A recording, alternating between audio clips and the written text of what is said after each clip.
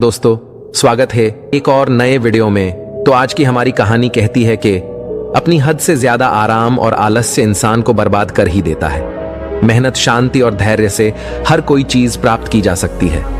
ऐसा गौतम बुद्ध ने कई सालों पहले अपने शिष्यों से क्यों कहा था? इसके पीछे का रहस्य क्या है? आज इसी रहस्य को हम उनकी कहानियों के माध्यम से समझेंगे। तो बिना देर किए चलिए उन कहानियों की शुरुआत करते हैं। पहली कहानी एक बार की बात है।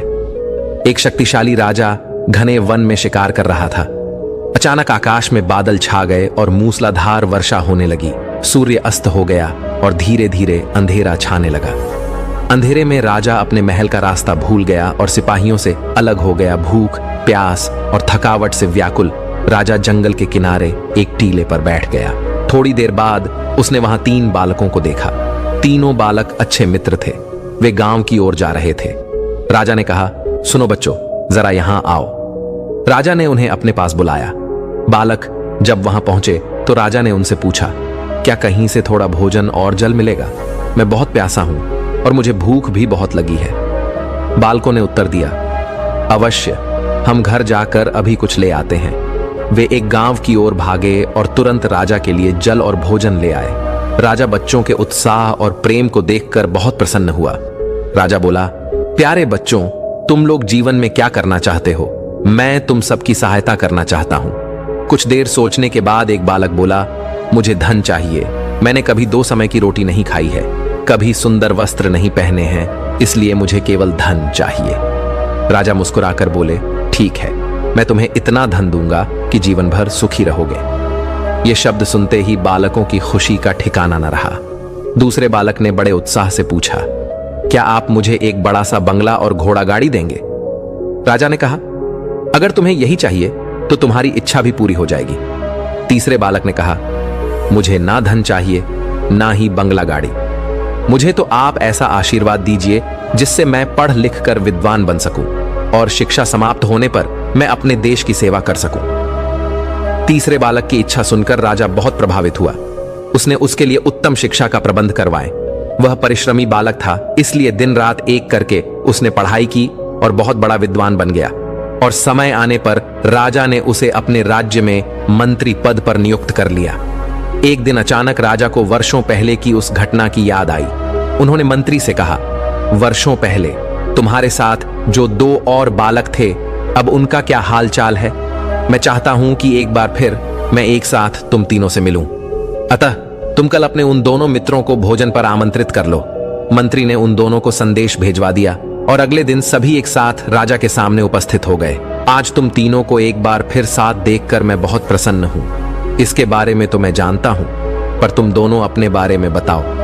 राजा ने मंत्री के कंधे पर हाथ रखते हुए जिस बालक ने धन मांगा था बहुत दुखी होते हैं बोला, राजा साहब, मैंने उस दिन आपसे धन मांगकर बड़ी गलती की। इतना सारा धन पाकर मैं आलसी बन गया और बहुत सारा धन बेकार की चीजों में खर्च कर दिया। मेरा बहुत सा धन चोरी भी हो गया और कुछ वर्ष में ही मैं वापस उसी स्थिति में पहुंच गया जिसमें आपने मुझे देखा था। बंगला गाड़ी मांगने वाले बालक भी अपना रोना रोने लगा। महाराज, मैं बड़े ठाठ से अपने बंगले में रह रहा था, पर वर्षों पहले आई बाढ़ में मेरा सब कुछ बर्बाद हो गया और मैं भी अपने पहले जैसी स्थिति में पहुंच गया। उनकी बातें सुनने के बाद राजा बोले, इस बात को अच्छी तरह गांठ बांध लो। धन संपदा सदा हमारे पास नहीं रहते, पर ध्यान जीवन भर मनुष्य के काम आता है और उसे कोई चुरा भी नहीं सकता। शिक्षा ही मानव को विद्वान और बड़ा आदमी बना सकती है, इसलिए सबसे बड़ा धन विद्या ही है। तो दोस्तों, अब चलिए बढ़ते हैं हमारी दूसरी कहानी की तरफ। एक बार की बात है, महात्मा बुद्ध की सबसे प्रिय और निकटतम शिष्य आनंद कहीं जा रहे थे। रास्ते में उसने देखा कि एक अधेड़ उम्र का आदमी चट्टान पर बैठा रो रहा है। ये देखकर आनंद वहीं रुक गए और उस आदमी के पास जाकर उससे उसकी उदासी का कारण पूछा।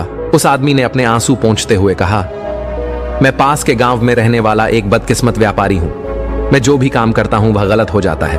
व्यापार की चाह में मैंने अपनी मां और पत्नी के गहने खो दिए, अपना परिवार खो दिया और अब अपना भी घर और खेत गिरवी रख दिया है। मुझे लगता है कि मेरी किस्मत खराब है। उसकी बात सुनकर आनंद ने कहा, तुम्हें किसने कहा कि तुम्हारी किस्मत खराब है? मुझे भी तो बताओ कि तुम्हारी किस्मत में क्या खराबी है। शख्स ने बताया कि पहले वह खेती करता था, लेकिन हर साल इसमें घाटा हो जाता था। कभी सूखा पड़ा तो कभी अतिवृष्टि से फसल खराब हो गई, कभी आवारा जानवर फसल को नुकसान पहुंचाते हैं, तो कभी कीड़े मकोड़े और बीमारियां फसल को बर्बाद कर देती हैं। खेती से मेरे परिवार का गुजारा ठीक से नहीं हो पाता था, जिसके कारण मैंने खेती छोड़ दी और बिजनेस करने का फैसला किया। मैंने अपनी पत्नी के गहने बेचकर अपना व्यवसाय शुरू किया, लेकिन मेरा व्यवसाय नहीं चला। शुरुआत में मेरे परिवार के सदस्यों ने मेरी आर्थिक मदद की और मेरा समर्थन किया, लेकिन जैसे ही मुझे घाटा होने लगा, मेरे परिवार के सदस्यों ने भी मुझे छोड़ दिया और उन्होंने मुंह मोड़ लिया मुझसे। अब वे मुझे देखकर नजरें फेर लेते हैं और अपने परिवार की गरीबी और दुर्दशा के लिए मुझे जिम्मेदार ठहराते हैं। अब मुझे लगने लगा है कि मेरा जीवन निरर्थक है। अक्सर मेरे मन में विचार आते हैं कि मुझे अपना जीवन समाप्त कर लेना चाहिए, और आज मैंने ऐसा कर लिया। यहां आत्महत्या करने आए थे, लेकिन मेरी हिम्मत नहीं हो रही थी, इसलिए मैं इस पत्थर पर बैठकर रो रहा था। दूसरी ओर मेरा एक दोस्त है। हम दोनों ने एक साथ व्यवसाय शुरू किया, लेकिन वह आगे बढ़ गया और मैं पीछे रह गया। मेरी असफलता के कारण वह मुझे हर समय अपमानित करने की कोशिश करता रहता है और वह अक्सर मेरे पास आता है। वह अपनी सफलता के बारे में बड़ी बड़ी बातें करता है। वह मेरे परिवार को बताता है कि उसने कितनी मेहनत करके इतना बड़ा व्यवसाय खड़ा किया है, और वह अक्सर मुझे मेरी पत्नी और मेरे माता पिता को अपने फलते फूलते व्यवसाय की कहानियां सुनता है, जिससे मेरा परिवार प्रशंसा करता है। लेकिन वे मेरे बारे में बुरा बोलते हैं। वे मुझे निकम्मा और कमजोर दिमाग वाला कहते हैं। मेरी पत्नी और माँ मुझे हर बात पर ताना मारते हैं, जिससे मुझे बहुत दुख होता है, और कभी कभी मुझे अपनी असफलता पर गुस्सा आता है, लेकिन मैं समझ नहीं पाता क्या करें। यह सुनकर भिक्षु आनंद ने पूछा, आपको किस बात से दुख होता है? आपकी अपनी असफलता या आपके मित्र की सफलता? सवाल सुनकर उस आदमी ने एक पल सोचा और फिर कहा, सच बताऊं तो मुझे अपनी असफलता पर उतना दुख नहीं होता जितना अपने दोस्त की सफलता पर होता है। भिक्षु आनंद ने अगला प्रश्न पूछा, यदि आपका मित्र व्यवसाय में असफल हो जाता और आप सफल हो जाते तो क्या आप खुश होते? व्यक्ति ने कहा, हाँ, मुझे बहुत खुशी होगी। आनंद ने कहा, मतलब आपकी खुशी आपके दोस्त पर निर्भर करती है। अगर वह चाहे तो आपको खुश कर सकता है, और अगर वह चाहे तो आपको दुखी भी कर सकता है। आप खुद से न तो खुश हो सकते हैं और ना ही दुखी। भिक्षु आनंद की बातें सुनकर वह व्यक्ति कुछ देर सोच में पड़ गया और फिर बोला, आपकी बातें सुनकर मुझे कुछ आशा जगी है। तब भिक्षु आनंद ने कहा, जब हम किसी चीज की आशा करते हैं तो हम उस पर निर्भर हो जाते हैं, फिर हमारा सुख दुख भी उस पर निर्भर होने लगता है। इसलिए सबसे अच्छा है कि आप खुद से ही उम्मीद करना शुरू कर दें। जब आप ऐसा करते हैं और साथ ही मेहनत और ईमानदारी से काम करते हैं तो आपको सफलता जरूर मिलेगी। आप सोचते हैं कि आपका दोस्त आपको नीचा दिखाने के लिए आता है, वो आपको दुखी करने के लिए आता है, लेकिन अगर आप ईमानदारी से सोचें तो वो जो बातें कहता है वह सच होती है। आपको उनके संघर्षों और अनुभवों के बारे में बताता है। आप उन चीजों से बहुत कुछ सीख सकते हैं। आपको उनका आभारी होना चाहिए कि आपको घर बैठे इतने सारे अनुभव मिल रहे हैं। उन अनुभवों का लाभ उठाएं, नई शुरुआत करें, ईमानदारी से काम करते रहे। हार मानो, एक दिन तुम्हें सफलता अवश्य मिलेगी। आज तुम इसे दुर्भाग्य या बुरा समय कह रहे हो, एक दिन बदलेगा और इसके साथ ही तुम्हारी सोच और विचार भी बदल जाएंगे। और देखिए, जब आपका अच्छा समय शुरू होगा तो आपके दोस्त भी आपको उसकी सफलता की कहानी नहीं बताएंगे। फिर उससे आपको अपनी असफलताओं और परेशानियों के बारे में बताने दें, ताकि आप उसकी बात सुनकर भ्रमित हो जाएं। आपका आत्मविश्वास हिल जाता है और आप गलत निर्णय ले सकते हैं, लेकिन उस समय भी आपको अपनी बुद्धि का इस्तेमाल करना होगा और खुद पर भरोसा रखना होगा। जिस तरह आज आपका दोस्त आपको दुखी करने के लिए आएगा, उसी तरह वह उस समय भी आपको बनाने के लिए आएगा, क्योंकि जैसे तुम्हें उसे दुखी देखकर आनंद आता है, वैसे ही उसे भी तुम्हें दुखी देखकर आनंद आता है। उस व्यक्ति ने कहा, आप सही कह रहे हैं, लेकिन मुझे सबसे बड़ा दुखी यह है कि इसमें मेरे परिवार के लोग भी शामिल हैं। दरअसल मैं अपने परिवार के लिए अच्छा करना चाहता था और उन्हें खुश रखना चाहता था, लेकिन वह मेरी बात भी नहीं समझ रहा है। शब्द और भावनाएं वे मुझे गलत कहते हैं और कुछ समय के लिए वह मेरे साथ भी नहीं है। भिक्षु आनंद ने उस व्यक्ति को समझाया कि हम हमेशा चाहते हैं कि हम जो भी करें लोग उसकी प्रशंसा करें, लेकिन आमतौर पर ऐसा नहीं होता। लोग करते हैं, हमारे प्रयास की सराहना नहीं करते, जिसके कारण हम दुखी हो जाते हैं। हमें लगने लगता है कि हमारे दोस्त, रिश्तेदार और परिवार के सभी सदस्य स्वार्थी हैं। लेकिन अगर आप किसी को अपना परिवार मानते हैं और उनके लिए कुछ करना चाहते हैं तो आप ऐसा क्यों सोचते हैं? आप दूसरों के लिए कुछ कर रहे हैं।